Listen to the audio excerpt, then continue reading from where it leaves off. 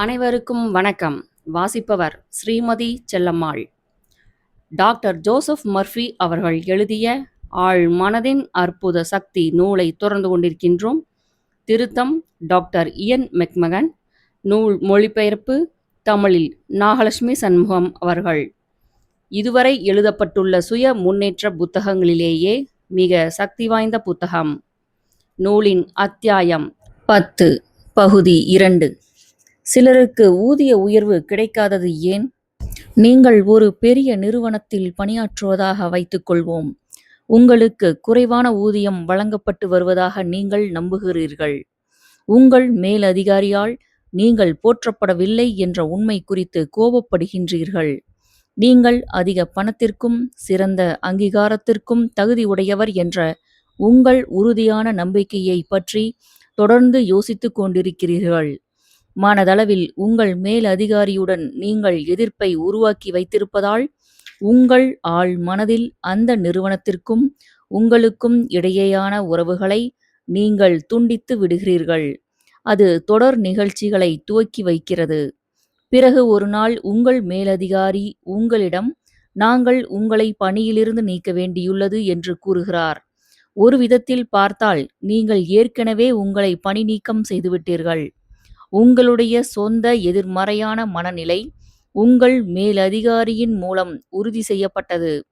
இது காரணமும் அதன் விளைவும் என்ற விதிக்கு ஓர் எடுத்துக்காட்டு. காரணம் உங்களது எண்ணம், விளைவு உங்கள் ஆழ் மனதின் செயல் விடை. செல்வத்தின் பாதையில் குறுக்கிடும் தடைகளும் முட்டுக்கட்டைகளும். நீங்கள் அவ்வப்போது யாரேனும் இவ்வாறு கூற கேட்டிருக்கலாம். ஏராளமான பணம் சம்பாதிக்கும் எல்லோரும் ஏதாவது ஒரு வழியில் ஏமாற்று பேர் வழியாகத்தான் இருக்க முடியும். வழக்கமாக இப்படி பேசும் சிந்திக்கும் ஒருவர் பொருளாதார நோயால் துன்புற்று கொண்டிருப்பார். ஒருவேளை அவர் தன்னுடைய முன்னாள் நண்பர்களின் அதிகமான வெற்றிகளையும் அவர்களிடம் இப்போதுள்ள சிறந்த வளங்களையும் பார்த்து பொறாமையும் மனக்கசப்பும் கொண்டிருக்கலாம். அப்படி இருக்குமானால் இவர் தன் கஷ்டங்களை தானே உருவாக்கிக் கொள்கிறார். அந்த நண்பர்களை பற்றிய எதிர்மறையான எண்ணங்களை ஊக்குவிப்பதும் அவர்களுடைய செல்வத்தை பழிப்பதும் செழிப்பும் செல்வமும் உங்களை விட்டு பறந்து செல்வதற்கான காரணங்களாகிவிடும். உங்களை பழிக்கும் ஒருவரோடு உங்களால் இருக்க முடியுமா? நிச்சயமாக இல்லை. அதுபோலத்தான் செல்வமும். இவர் தான் வேண்டி பிரார்த்திக்கும் ஒன்றை தானே துரத்தி விடுகிறார். இவர் இரு வழிகளில் பிரார்த்திக்கிறார். ஒரு பக்கம் செல்வம் இப்போது என்னை நோக்கி பாய்ந்து வர விரும்புகிறேன் என்று கூறுகிறார். ஆனால் அடுத்த மூச்சில் அந்த ஆளின் செல்வம் கரை படிந்தது, தீயது என்று கூறுகிறார். இந்த முரண்பாடு ஏழ்மைக்கும் துயரத்திற்குமான பாதைக்குதான் இட்டுச் செல்லும். மற்றவருடைய செல்வத்தில் மகிழ்ச்சி காண்பதில் எப்போதும் சிறப்பு கவனம் செலுத்துங்கள். உங்கள் முதலீடுகளை பாதுகாத்துக் கொள்ளுங்கள். முதலீடுகள் குறித்த வழிகாட்டுதலை நாடுகிறீர்களோ அல்லது உங்களது பங்குகள் மற்றும் பத்திரங்களை பற்றி கவலை கொண்டுள்ளீர்களோ? முடிவில்லா சக்தி என் அனைத்து பொருளாதார பரிமாற்றங்களையும் கட்டுப்படுத்தி கண்காணிக்கிறது. நான் செய்யும் அனைத்தும் விருத்தியாகும் என்று அமைதியாக கூறி வாருங்கள். நீங்கள் முழு விசுவாசத்துடனும் திடமான நம்பிக்கையுடனும் அடிக்கடி இதை செய்து வந்தால் அறிவார்ந்த முதலீடுகள் செய்வதற்கு நீங்கள் வழிகாட்டப்படுவீர்கள். மேலும் நீங்கள் நஷ்டத்திலிருந்து பாதுகாக்கப்படுவீர்கள். ஏனெனில் ஏதேனும் நஷ்டம் ஏற்பட போவதற்கு முன்பாகவே நீங்கள் ஆபத்தான பங்குகளையும் பத்திரங்களையும் விற்பதற்காக தூண்டப்படுவீர்கள். ஒன்றை பெறுவதற்கு ஒன்றை தர வேண்டும். பெரிய கடைகளில் வாடிக்கையாளர்கள் திருடுவதை தடுக்க நிர்வாகம் பாதுகாவலர்களை வேலைக்கு அமர்த்துகிறது. ஒவ்வொரு நாளும் அவர்கள் காசு கொடுக்காமல் பொருட்களை திருடிச் செல்ல முயற்சிக்கும் பலரை பிடிக்கின்றனர். இப்படிப்பட்ட திருட்டு காரியங்களை செய்பவர்கள் பற்றாக்குறையும் தட்டுப்பாடுகளும் நிறைந்த மன சூழலில் வசிக்கின்றனர். அவர்கள் மற்றவர்களிடமிருந்து திருடும் முயற்சியில் தங்களது அமைதி, இணக்கம், விசுவாசம், நேர்மை, நாணயம், நல்லெண்ணம், தன்னம்பிக்கை ஆகியவற்றை தங்களிடமிருந்து தாங்களே திருடிக் கொண்டிருக்கின்றனர். மேலும் தங்கள் ஆழ் மனதிற்கு அவர்கள் அனுப்பும் செய்திகள் அவர்களிடத்தே நன்னடத்தை இழப்பு, கௌரவமின்மை, சமூக அந்தஸ்து இல்லாமை, மன அமைதி இழப்பு போன்றவற்றை கவர்ந்திழுக்கும். இவர்கள் தங்கள் மனங்கள் எவ்வாறு வேலை செய்கின்றன என்பதை புரிந்து கொள்ளவில்லை. செல்வத்தின் மூலத்தில் அவர்களுக்கு நம்பிக்கை இல்லை. தங்கள் ஆழ் மனதின் சக்திகளை மனதார வேண்டி தங்களின் உண்மையான வெளிப்பாட்டிற்கு வழிகாட்ட அழைத்தால் அவர்களுக்கு வேலையும் செழிப்பும் கிடைக்கும். பின் நேர்மை, நாணயம், விடாமுயற்சி ஆகியவற்றால் அவர்கள் தங்களுக்கும் சமூகத்திற்கும் சிறந்த நன்மைகளை விளைவிப்பார்கள். செல்வத்தின் நிரந்தர வரவு. உங்கள் சுதந்திரத்திற்கும் வசதிக்கும் தேவையான செல்வத்தின் நிரந்தர வரவுக்குமான பாதை உங்கள் ஆழ் மனதின் சக்திகளையும் உங்கள் எண்ணத்தின் அல்லது மனபிம்பத்தின் படைப்பு சக்தியையும் நீங்கள் அடையாளம் கண்டுகொள்வதில் இருக்கிறது. செழிப்பான வாழ்க்கையை உங்கள் சொந்த மனதில் ஒப்புக்கொள்ளுங்கள். செழிப்பு குறித்த மனநிலைக்குள் நீங்கள் நுழையும் போது செழிப்பான வாழ்விற்கு தேவையான அனைத்து பொருட்களும் உங்கள் வாழ்வில் வந்து சேரும். தினந்தோறும் இது உங்கள் சுய பிரகடனமாக அமையட்டும். என் ஆழ் மனதில் உள்ள அளவற்ற சொத்துக்களோடு நான் ஐக்கியமாகி உள்ளேன். செல்வந்தராக, மகிழ்ச்சியாக, வெற்றிகரமாக திகழ்வது என் உரிமை. பணம் தடையின்றி, முடிவின்றி, செழிப்பாக என்னை நோக்கி பாய்ந்து வருகிறது. நான் என் உண்மையான தகுதியை பற்றி என்றும் விழிப்புணர்வுடன் இருக்கிறேன். நான் என் திறமைகளை சுதந்திரமாக அரங்கேற்றுகிறேன். அதற்காக நான் பொருளாதார ரீதியாக ஆசீர்வதிக்கப்பட்டுள்ளேன். இது மிகவும் அற்புதமாக இருக்கிறது. ரத்தின சுருக்கமாய். 1. செல்வந்தராக இருப்பது உங்கள் உரிமை என்று தைரியமாக கூறுங்கள்.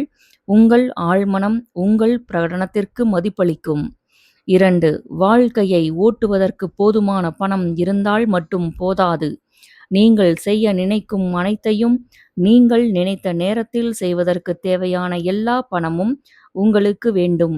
உங்கள் ஆழ் மனதின் செல்வங்களைப் பற்றி நன்றாக அறிந்து கொள்ளுங்கள். 3. பணம் உங்கள் வாழ்க்கையில் தங்கு தடையின்றி புழங்கிக் கொண்டிருந்தால் நீங்கள் பொருளாதார ரீதியாக ஆரோக்கியமாக இருக்கிறீர்கள். பணத்தை கடல் அலையாக பாருங்கள். அப்போது அது எப்போதும் உங்களிடம் ஏராளமாக இருக்கும். அலையின் பாய்ச்சலும் உள்வாங்கலும் ஓயாதது. ஓர் அலை கடலுக்குள் சென்றால் மீண்டும் அது திரும்பி வரும் என்று உங்களுக்கு மிகவும் உறுதியாகத் தெரியும். உங்கள் ஆழ் மனதின் விதிகளை அறிந்து கொண்ட பிறகு பணம் உங்களுக்கு தொடர்ந்து கிடைத்துக்கொண்டே இருக்கும். போதிய பணம் இல்லாமல் எப்போதும் பலர் வெறுமனே தங்கள் வாழ்க்கையை ஓட்டிக் கொண்டிருப்பதற்கான ஒரு காரணம் அவர்கள் பணத்தை பழிப்பதுதான். நீங்கள் பழிப்பது உங்களை விட்டு இறக்கை முளைத்து பறந்துவிடும். 6. பணத்தை கடவுளாக்கி விடாதீர்கள். அது ஒரு குறியீடு மட்டும்தான். உண்மையான செல்வங்கள் உங்கள் உள்ளத்தில் உள்ளன என்பதை நினைவில் கொள்ளுங்கள். நீங்கள் இங்கு ஒரு சமநிலையான வாழ்க்கையை வாழ வந்துள்ளீர்கள். உங்களுக்கு தேவையான பணத்தை கைவசப்படுத்துவதும் இதில் அடங்கும். 7. பணத்தில் மட்டுமே குறியாக இருக்காதீர்கள். செல்வம், மகிழ்ச்சி, அமைதி, உண்மையான வெளிப்பாடு, அன்பு ஆகியவற்றையும் தேடுங்கள். தனிப்பட்ட முறையில் அனைவரிடத்திலும் அன்பையும் நல்லெண்ணத்தையும் செலுத்துங்கள். பின் உங்கள் ஆழ் மனம் இவற்றின் வெளிப்பாட்டில் உங்களுக்கு கூட்டுவட்டி வழங்கும். 8. ஏழ்மையில் யாதொரு ஏற்றமிகு பண்பும் இல்லை. இது ஒரு மன நோய். நீங்கள் இந்த மனப்பிணியிலிருந்தும் முரண்பாட்டிலிருந்தும் உடனே உங்களை குணப்படுத்திக் கொள்ள வேண்டும். 9. நீங்கள் இங்கு ஒரு மோசமான சூழலில் உழல்வதற்கோ, கந்தல் ஆடைகளுடன் அலைவதற்கோ அல்லது பட்டினி கிடப்பதற்கோ வரவில்லை. நீங்கள் செழிப்பான வாழ்க்கை வாழ்வதற்கே இங்கு வந்துள்ளீர்கள். 10. கரை படிந்த பணம் அல்லது நான் பணத்தை வெறுக்கிறேன் போன்ற சொற்றொடர்களை ஒருபோதும் பயன்படுத்தாதீர்கள். நீங்கள் எதை குறை கூறுகிறீர்களோ அதை இழப்பீர்கள். பணத்திற்கு நல்லது கெட்டது என்ற முத்திரையை குத்த இயலாது. நாம் அதை பற்றி சிந்திக்கும் கோணம்தான் அதனை நல்லதாகவோ கெட்டதாகவோ ஆக்குகிறது. 11. நான் பணத்தை விரும்புகிறேன்.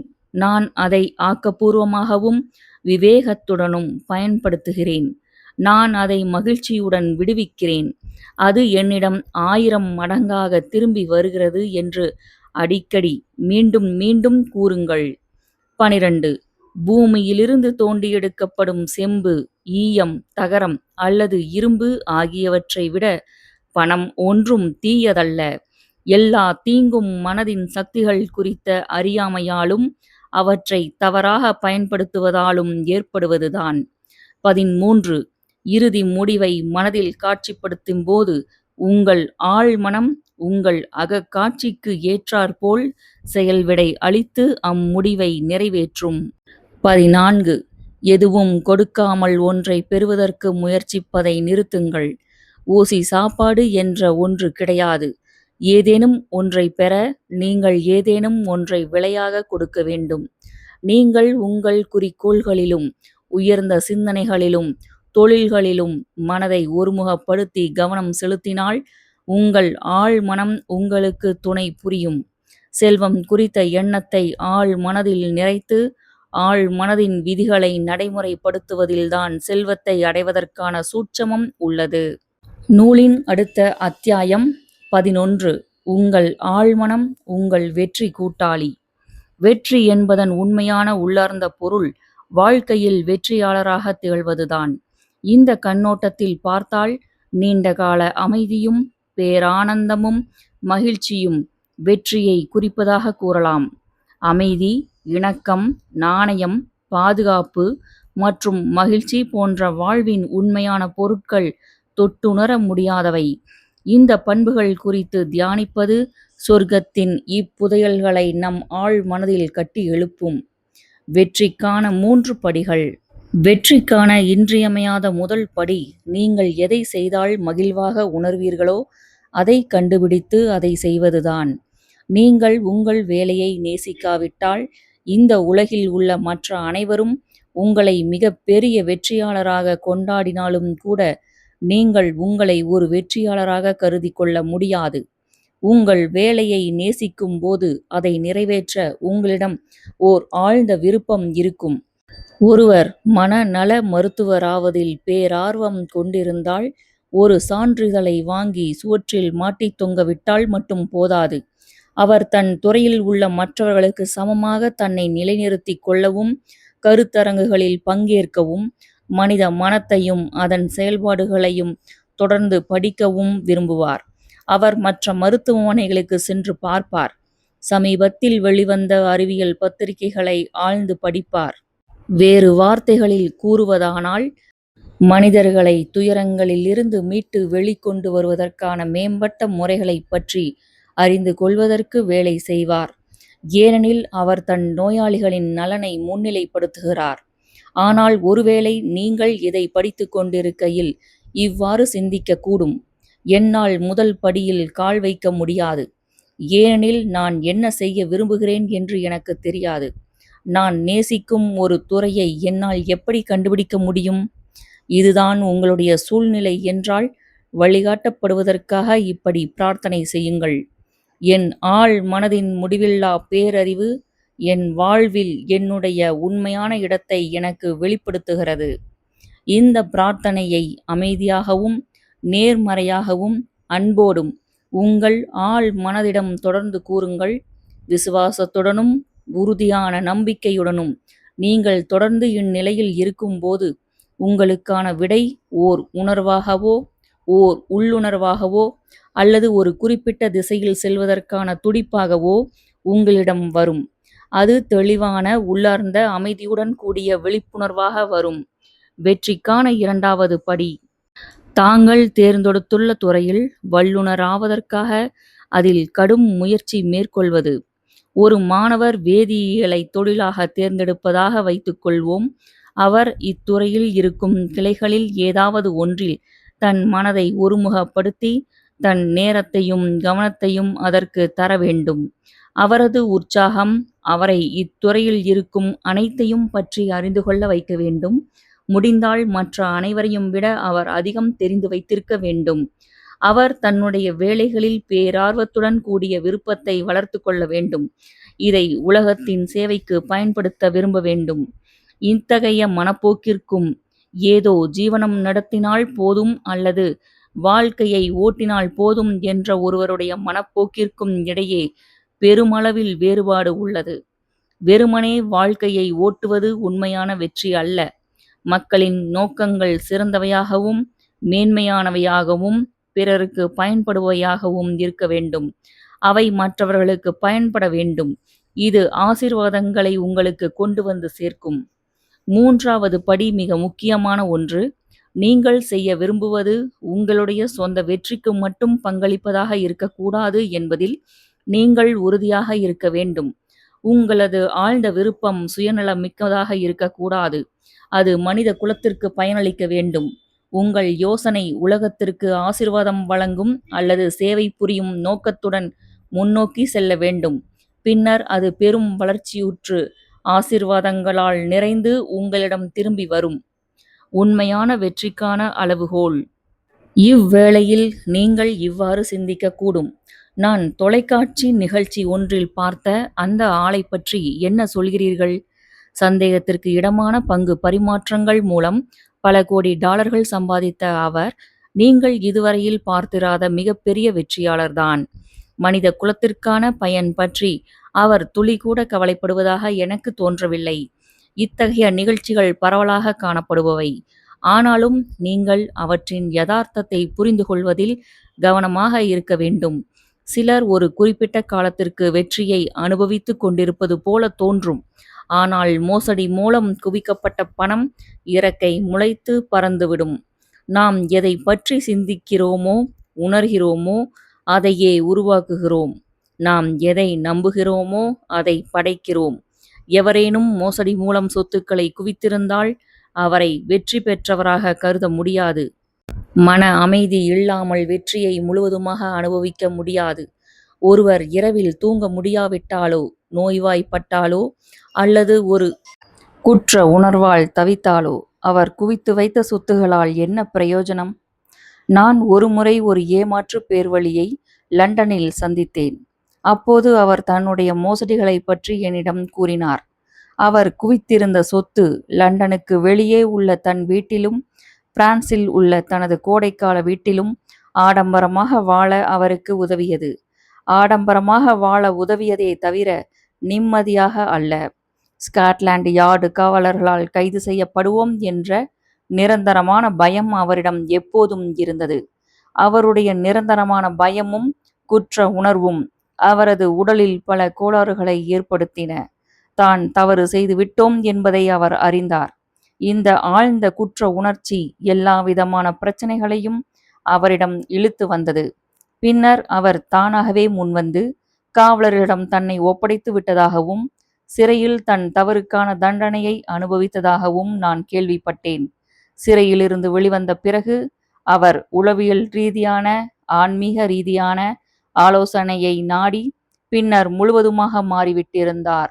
அவர் வேலைக்குச் சென்று ஒரு நேர்மறையான, சட்டத்தை மதிக்கும் குடிமகன் ஆனார். தான் செய்ய விரும்பும் வேலையை கண்டறிந்து மகிழ்ச்சியாக இருந்தார். வெற்றி பெற்ற ஒருவர் தன் வேலையை நேசிப்பார், தன்னை முழுவதுமாக வெளிப்படுத்துவார். வெற்றி என்பது வெறும் சொத்துக்களை குவிப்பது மட்டுமல்ல, அது ஓர் உயர்ந்த சிந்தனை மூலம் வருவது. உளவியலையும் ஆன்மீகத்தையும் நன்றாக புரிந்து கொண்டுள்ள மனிதர்தான் வெற்றி பெற்ற மனிதர். இன்றுள்ள பல வியாபார தலைவர்கள் தங்கள் வெற்றிக்கு தங்கள் ஆழ் மனதின் சரியான பயன்பாட்டை சார்ந்துள்ளனர். வளர்ந்து வந்து கொண்டிருக்கும் ஒரு திட்டத்தை அது ஏற்கனவே பூர்த்தியாகிவிட்டதாக பார்க்கும் திறமையை அவர்கள் வளர்த்து கொண்டிருக்கிறார்கள். அதனால் அவர்களுடைய ஆழ் மனங்களும் அவற்றை நிஜமாக்குகின்றன. ஒரு குறிக்கோளை நீங்கள் தெளிவாக கற்பனை செய்தால் அதற்கு தேவையான அனைத்தும் நீங்கள் கற்பனை செய்திராத வழிமுறைகளில் உங்கள் ஆழ் மனதின் அற்புத சக்தியால் உங்களை வந்தடையும். வெற்றிக்கான 3 படிகளையும் கருத்தில் கொள்ளும்போது உங்கள் ஆழ் மனதின் படைப்பு சக்தியின் உள்ளார்ந்த ஆற்றலை மறந்து விடாதீர்கள். வெற்றிக்கான திட்டங்களின் பின்னால் உள்ள ஆற்றல் இதுதான். உங்கள் எண்ணம் படைப்பாற்றல் கொண்டது. உணர்வுடன் கலந்த எண்ணம் ஓர் உணர்ச்சி மிக்க விசுவாசமாகவோ அல்லது நம்பிக்கையாகவோ மாறும். உங்களுடைய விருப்பங்கள் அனைத்தையும் யதார்த்தமாக்கும் வலிமை மிக்க சக்தி உங்களுக்குள் குடிகொண்டுள்ளது என்பதை நீங்கள் புரிந்து கொள்ளும்போது நீங்கள் உறுதியான நம்பிக்கையையும் ஒருவிதமான மன அமைதியையும் பெறுகிறீர்கள். உங்கள் செயல்பாட்டின் களம் எதுவாக இருந்தாலும் உங்கள் ஆழ் மனதின் விதிகளை நீங்கள் கற்றுக்கொள்ள வேண்டும். உங்கள் மனதின் சக்தியை எவ்வாறு நடைமுறைப்படுத்துவது, உங்களை எப்படி முழுமையாக வெளிப்படுத்துவது, உங்களுடைய திறமைகளை மற்றவர்களுக்காக எப்படி பயன்படுத்துவது என்பதை நீங்கள் அறியும்போது, நீங்கள் வெற்றிக்கான நிச்சயமான பாதையில் செல்கிறீர்கள். அவரது கனவு எவ்வாறு நனவாகியது? திரைப்படத்திற்கு செல்பவர்களுக்கும் தொலைக்காட்சி ரசிகர்களுக்கும் மிகவும் பரிச்சயமான ஒரு பிரபல நடிகரை நான் ஹாலிவுட்டில் சந்தித்தேன். தான் மிட்வெஸ்டில் ஒரு வயற்காட்டில் வளர்ந்ததாக அவர் என்னிடம் கூறினார். அவர் குடும்பம் ஏதோ தட்டு தடுமாறி வாழ்க்கையை ஓட்டிக் கொண்டிருந்தது. வெறும் ஓரிரண்டு அலைவரிசைகளை மட்டுமே பிடித்திழுத்து ஒளிபரப்பிய ஒரு கருப்பு வெள்ளை தொலைக்காட்சிதான் அவரது ஒரே பொழுதுபோக்கு.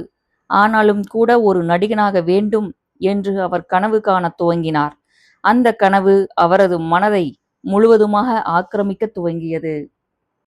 நான் வயல்களில் வேலை செய்து கொண்டிருக்கும் போதும், மாடுகளை தானிய களஞ்சியத்திற்கு திரும்ப ஓட்டி வரும் போதும், ஒரு பெரிய திரையரங்கின் வாயிலில் உள்ள பிரதான விளம்பர அமைப்பில் என் பெயரை பெரிய எழுத்துக்களில் பார்ப்பது போல் நான் கற்பனை செய்தேன். நான் ஒவ்வொரு விஷயத்தையும் என் மனதில் பார்த்தேன். ரசிகர்களின் கூட்டங்கள், என்னிடம் பேசுவதற்காக கூச்சலிடும் பேட்டி எடுப்போர் என்று பல விபரங்களையும் கற்பனையில் பார்த்தேன். நான் இதை பல வருடங்கள் தொடர்ந்து செய்தேன். இறுதியாக நான் வீட்டை விட்டு கிளம்பினேன். நான் லாஸ் ஏஞ்சலிஸ் வந்து திரைப்படங்களிலும் தொலைக்காட்சி நிகழ்ச்சிகளிலும் துணை நடிகனாக வேலைக்கு சேர்ந்தேன். வெகு சீக்கிரத்தில் எனக்கு என் முதல் கதாபாத்திரம் கிடைத்தது. படத்தின் முதல் காட்சியை காண நான் திரையரங்கிற்கு என் காரில் சென்றேன். அங்கு சென்றதும் கிட்டத்தட்ட நான் மயங்கி விழுந்தேன். நான் என் சிறுவயதில் கனவில் பார்த்தது போல் விளக்கு வெளிச்சத்தில் என் பெயர், ரசிகர் கூட்டங்கள், பத்திரிகை நிருபர்கள் என்று எல்லாவற்றையும் அங்கு கண்டேன்.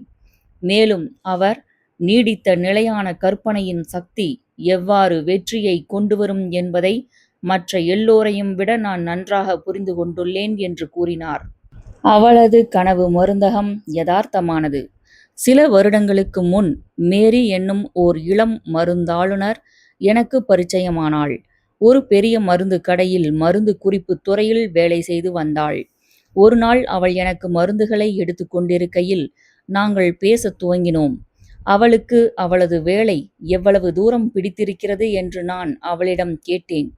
ஓ, அது நன்றாக இருக்கிறது. என் சம்பளத்திற்கும் கமிஷனுக்கும் இடையே கவலையில்லாமல் போய்க் கொண்டிருக்கிறது. நிறுவனத்தில் ஒரு நல்ல லாப பங்கீட்டு திட்டமும் உள்ளது. எனக்கு அதிர்ஷ்டம் இருந்தால் நான் வாழ்க்கையை அனுபவிப்பதற்கு போதிய இளமையுடன் இருக்கும் போதே வேலையிலிருந்து ஓய்வு பெற முடியும் என்று அவள் கூறினாள். நான் ஒரு கணம் அமைதியாக இருந்தேன். பிறகு, நீ சிறுமியாக இருந்தபோது மருந்து ஆளுநராக வேண்டும் என்று முடிவெடுத்தபோது இப்படித்தான் இருக்க வேண்டும் என்று எண்ணினாயா என்று கேட்டேன். அவள் முகம் பிரச்சனையை வெளிப்படுத்தியது. இல்லை, அப்படி இல்லை. நான் எப்போதும் என்னை என் சொந்த மருந்து கடையில் பார்த்தேன். நான் தெருவில் நடந்து செல்லும்போது மக்கள் எனக்கு வணக்கம் கூறி என் பெயர் சொல்லி அழைக்க வேண்டும் என்று விரும்பினேன். நான் அவர்கள் அனைவருடைய பெயர்களையும் தெரிந்து வைத்திருப்பேன். ஏனெனில் நான் அவர்களுடைய மருந்தாளர். நீங்கள் இதை விசித்திரமானதாக எண்ணலாம். ஆனால் தங்கள் குழந்தைகளுக்கு உடல்நிலை சரியில்லை என்று பெற்றோர்கள் என்னை நடு இரவில் அழைப்பதாகவும் நான் கனவு கண்டேன். நான் அணிந்திருந்த என் இரவு உடையின் மீது வேறொரு ஆடையை அவசரமாக சுற்றிக்கொண்டு அவர்களுக்கு தேவையான மருந்துகளை எடுத்து வர என் மருந்து கடைக்கு ஓடிச் செல்வேன். இது ஒரு பெரிய கடையில் காலை 9 மாலை 5 மணி வரை பார்க்கும் வேலையைப் போல் அல்ல, சரிதானே என்று பதிலளித்தாள். கண்டிப்பாக இல்லை. ஆனால் நீ ஏன் உன் கனவை பின்தொடரக்கூடாது? அப்படி நேரும்போது நீ அதிக சந்தோஷமாகவும் அதிக ஆக்க வளமுடையவளாகவும் இருப்பாய் அல்லவா? பெரிய இலக்குகளை நோக்கி உன் பார்வையை உயர்த்து. இந்த இடத்திலிருந்து வெளியேறு. உன் சொந்த கடையை துவங்கு என்று கூறினேன். அவள் அதற்கு, என்னால் எப்படி முடியும்? அதற்கு அதிக பணம் தேவை. அதற்கு நான் எங்கே போவேன் என்றாள். நான் அவளோடு ஓர் அற்புதமான உண்மையை பகிர்ந்து கொண்டேன். அவள் எதை உண்மை என்று நினைக்கிறாளோ அவளால் அதற்கு வடிவம் கொடுக்க முடியும். அவளுடைய ஆழ் மனதின் சக்திகளைப் பற்றி நான் அவளிடம் கூறினேன். தன்னுடைய ஆழ் மனதை ஒரு தெளிவான குறிப்பிட்ட யோசனையால் நிறைத்தால் ஆழ் மனதின் சக்திகள் அதை வெளிக்கொணரும் என்பதை அவள் விரைவிலேயே புரிந்து கொண்டாள். தான் தன் சொந்த கடையில் இருப்பது போல் கற்பனை செய்யத் துவங்கினாள். பாட்டில்களை அடுக்குவது, மருந்து சீட்டுகளை பார்த்து மருந்துகளை விநியோகிப்பது, தன் கடைக்கு வந்துள்ள வாடிக்கையாளர்களான தனது அண்டை வீட்டார்களுக்கும் நண்பர்களுக்கும் தேவையானவற்றை வழங்குவது போன்ற காரியங்களை அவள் தன் மனதில் காட்சியாகக் கண்டாள். வங்கியில் தன் கணக்கில் ஒரு பெரிய தொகையையும் அவள் மனக்காட்சிப் படைப்பில் கண்டாள். அவள் தன் மனதிற்குள் அக்கற்பனை கடையில் வேலை செய்தாள். ஒரு நல்ல நடிகரைப் போல அவள் அக்கதாபாத்திரமாகவே வாழ்ந்தாள். அவள் இதயபூர்வமாக அச்செயலில் தன்னை ஈடுபடுத்திக் கொண்டாள். தான் அந்த கடைக்கு சொந்தக்காரர் என்ற உறுதியில் அவள் இயங்கி நடித்துக் கொண்டிருந்தாள். பல வருடங்களுக்குப் பிறகு தன் வாழ்க்கையில் தனக்கு என்ன நடந்தது என்பதை விவரித்து அவள் எனக்கு ஒரு கடிதம் எழுதினாள். ஒரு புதிய வணிக வளாகத்தில் இருந்த ஒரு மிகப் பெரிய கடையின் போட்டியை சமாளிக்க முடியாமல் அவள் வேலை செய்த கடை இழுத்து மூடப்பட்டது. பிறகு அவள் ஒரு மாபெரும் மருந்து நிறுவனத்தில் அதன் விற்பனை பிரதிநிதியாக வேலைக்கு சேர்ந்தாள். அதில் அவள் பல மாநிலங்களை உள்ளடக்கிய ஓர் பிராந்தியத்தை நிர்வகித்து வந்தாள். ஒரு நாள் அவள் வேலை நிமித்தமாக ஒரு சிறிய நகரத்திற்கு செல்ல வேண்டியிருந்தது. அந்நகரத்தில் ஒரே ஒரு மருந்து கடை மட்டுமே இருந்தது. அவள் அதற்கு முன் அங்கு சென்றதே இல்லை. ஆனால் அவள் அந்நகரத்திற்குள் நுழைந்த கணத்திலேயே அதை அடையாளம் கண்டு கொண்டாள். தன் மனக்காட்சி படைப்பில் பார்த்திருந்த கடைதான் அது. ஆச்சரியத்தில் திக்குமுக்காடி போன அவள் அம்மருந்து கடையின் வயதான சொந்தக்காரரிடம் இந்த அதிசயமான எதேச்சையான நிகழ்ச்சியை பற்றி கூறினாள். அதற்கு அவர் தான் விரைவில் ஓய்வு பெறப் போவதாகவும், ஆனால் 3 தலைமுறைகளாக தன் குடும்பத்தில் இருந்து வந்துள்ள ஒரு கடையை ஏதோ பெரிய நிறுவனத்திற்கு விற்பதில் தனக்கு விருப்பமில்லை என்றும் அவளிடம் கூறினார். பல கலந்துரையாடல்களுக்குப் பிறகு அக்கடையை வாங்குவதற்கு வேண்டிய பணத்தை அக்கடையின் சொந்தக்காரர் அவளுக்கு கடனாகத் தர முன்வந்தார். கடனுக்கான தொகையை வியாபாரத்திலிருந்து கிடைக்கும் லாபங்களிலிருந்து அவளால் கட்ட முடியும். அந்த இளம்பெண் தன் குடும்பத்தோடு அந்நகரத்திற்கு குடிபெயர்ந்தாள். விரைவில் தன் கடையிலிருந்து நடந்து செல்லும் தூரத்தில் இருந்த ஒரு பெரிய பழைய வீட்டை வாங்குவதற்கான முன் பணத்தையும் செலுத்தினாள். இப்போது அவள் காலையில் தன் வேலைக்கு நடந்து செல்லும்போது அவளை கடந்து செல்லும் எல்லோரும் அவளுக்கு வணக்கம் கூறி அவளது பெயரைச் சொல்லி அழைக்கின்றனர்.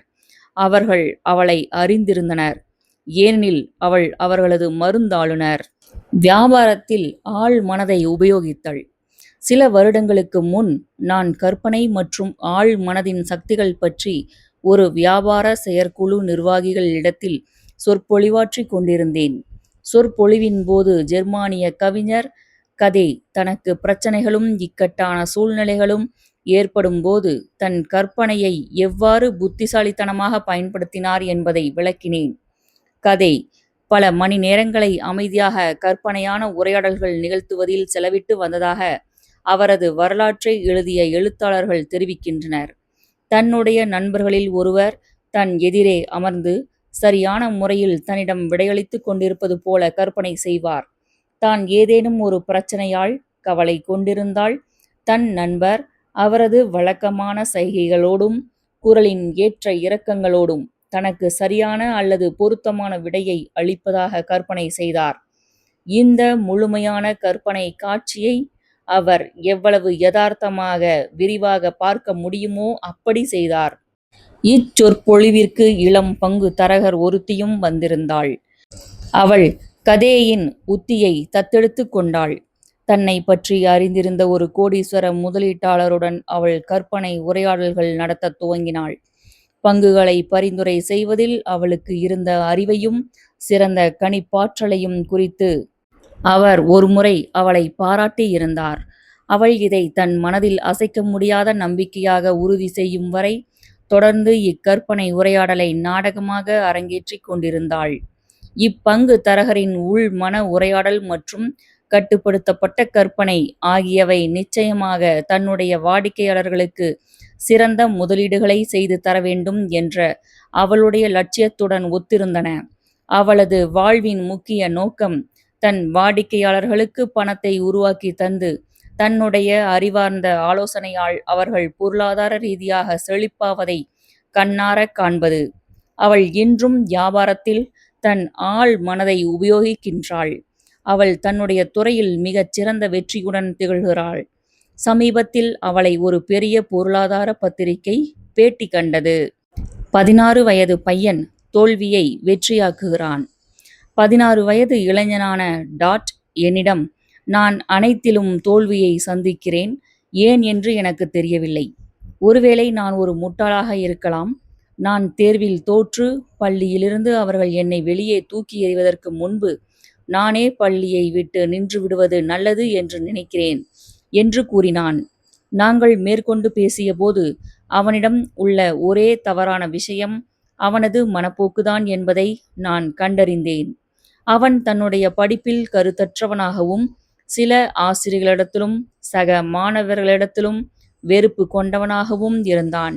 அவன் தன்னுடைய ஆழ் மனதை பயன்படுத்தி படிப்பில் வெற்றி பெறுவது எப்படி என்பதை நான் அவனுக்கு கற்றுக் கொடுத்தேன்.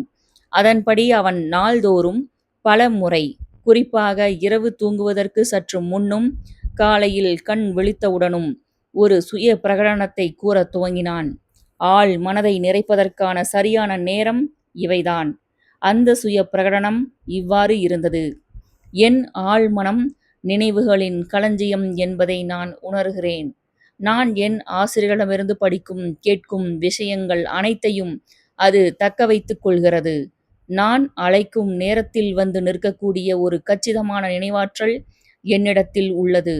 நான் அதை பயன்படுத்த தேர்ந்தெடுக்கும் பட்சத்தில் என் ஆழ் மனதின் முடிவில்லா பேரறிவு என்னுடைய எல்லா பரீட்சைகளிலும், எழுத்து பரீட்சையோ அல்லது வாய்வழி பரீட்சையோ, எனக்கு தெரிய வேண்டிய அனைத்தையும் தொடர்ந்து எனக்கு வெளிப்படுத்துகிறது. நான் என் அனைத்து ஆசிரியர்களிடத்திலும் சக மாணவர்களிடத்திலும் அன்பையும் நல்லெண்ணத்தையும் செலுத்துகிறேன். நான் அவர்களுக்கு வெற்றியும் எல்லா நன்மைகளும் ஏற்பட வேண்டும் என்று உண்மையிலேயே வாழ்த்துகிறேன். முன்பு எப்போதையும் விட டாட் இப்போது மிக அதிகமான சுதந்திரத்தை அனுபவித்துக் கொண்டிருக்கிறான். அவன் இப்போது எல்லா பாடங்களிலும் 90% அதிகமான மதிப்பெண்களை பெற்றுக் கொண்டிருக்கிறான். தான் படிப்பில் பெற்று வரும் வெற்றிகளுக்காக தன் ஆசிரியர்களும் பெற்றோரும் தன்னை பாராட்டுவதாக தொடர்ந்து கற்பனை செய்து வருகிறான். வாங்குவதிலும் விற்பதிலும் வெற்றி பெறுவது எப்படி? வாங்குவது, விற்பது என்பதை பொறுத்தவரை உங்கள் ஆழ்மனம் ஓர் இயந்திரம். உங்கள் வெளிமனம் அதை துவக்கி வைக்கும் பொத்தான். நீங்கள் பொத்தானை அழுத்தினால்தான் இயந்திரம் தன் வேலையை செய்யும். உங்கள் வெளி மனம்தான் உங்கள் ஆழ் மனதின் சக்தியை முடுக்கி விடுகிறது.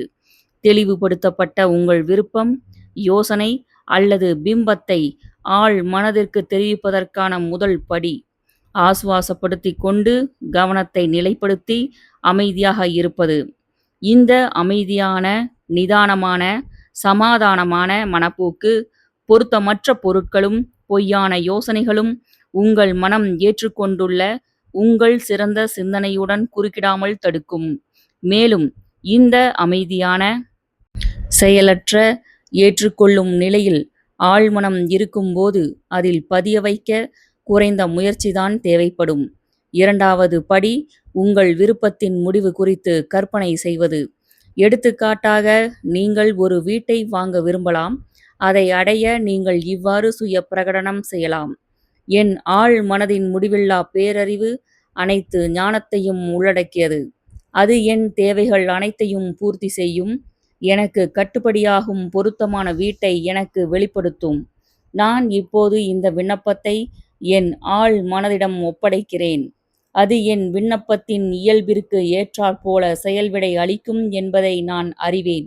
ஒரு விவசாயி எப்படி ஒரு விதையை நிலத்தில் விதைத்துவிட்டு வளர்ச்சி விதியில் ஐயமற்ற விசுவாசத்துடன் இருப்பாரோ, அதே வழியில் நானும் முழு விசுவாசத்துடனும் உறுதியான நம்பிக்கையுடனும் என்னுடைய இந்த விண்ணப்பத்தை சமர்ப்பிக்கிறேன். உங்கள் பிரார்த்தனைக்கான விடை செய்தித்தாளில் உள்ள ஒரு விளம்பரத்தின் வடிவிலோ அல்லது ஒரு நண்பரிடத்திலிருந்தோ வரக்கூடும். அல்லது நீங்கள் தேடிக்கொண்டிருக்கும் குறிப்பிட்ட அதே வீட்டிற்கு நீங்கள் நேரடியாக வழிகாட்டப்படக்கூடும். உங்கள் பிரார்த்தனைக்கான விடை பல்வேறு வழிகளில் அளிக்கப்படும். உங்கள் ஆழ் மனதின் செயல்பாட்டில் நீங்கள் நம்பிக்கை கொள்ளும் பட்சத்தில் நீங்கள் உங்கள் உறுதியான நம்பிக்கையை வைத்திருக்க வேண்டியது எப்போதும் விடை கிடைக்கும் என்ற முதன்மையான அறிவில்தான். ஒருவேளை வாங்குவதற்கு மாறாக நீங்கள் ஒரு வீட்டையோ நிலத்தையோ அல்லது ஒரு சொத்தையோ விற்க விரும்புவதாக வைத்துக் கொள்வோம். உங்கள் ஆழ் மனதின் முடிவில்லா பேரறிவை நம்பும் அதே அணுகுமுறை நீங்கள் நாடும் வழிகாட்டுதலை உங்களுக்கு வழங்கும். நான் லாஸ் ஏஞ்சல்ஸில் என் சொந்த வீட்டை விற்றபோது ஓர் உத்தியை பயன்படுத்தினேன். அதே உத்தியை என் சொற்பொழிவை கேட்டுள்ள வீடு மனை வாங்கி விற்கும் தரகர்கள் இப்போது பயன்படுத்தி குறிப்பிடத்தக்க விரைவான முடிவுகளை பெற்று வருகிறார்கள். என் வீட்டின் முன்னால் இருந்த புல்வெளியில் நான் விற்பனைக்கு என்ற வாசகம் தாங்கிய விளம்பரப் பலகையை வைத்தேன். அன்றிரவு நான் தூங்க செல்லும் போது என்னை நானே கேட்டுக்கொண்டேன், ஒருவேளை நீ உன் வீட்டை வாங்குபவரை கண்டுபிடித்து விட்டால் அடுத்து என்ன செய்வாய்? விற்பனைக்கு என்ற விளம்பரப் பலகையை எடுத்து குப்பையில் போட்டு விடுவேன் என்ற பதில் வந்தது.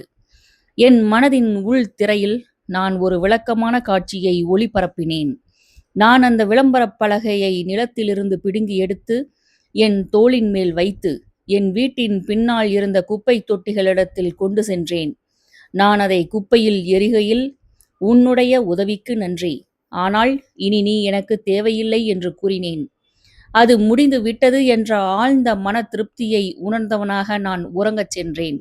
அடுத்த நாள் ஒருவர் வீட்டிற்கான முன் பணத் தொகையை என்னிடம் கொடுத்துவிட்டு, நீங்கள் அந்த விளம்பரத்தை எடுத்து எறிந்து விடலாம், இனி அது உங்களுக்கு தேவைப்படாது என்று கூறினார். நான் அவருடைய அறிவுரையை பின்பற்றினேன்.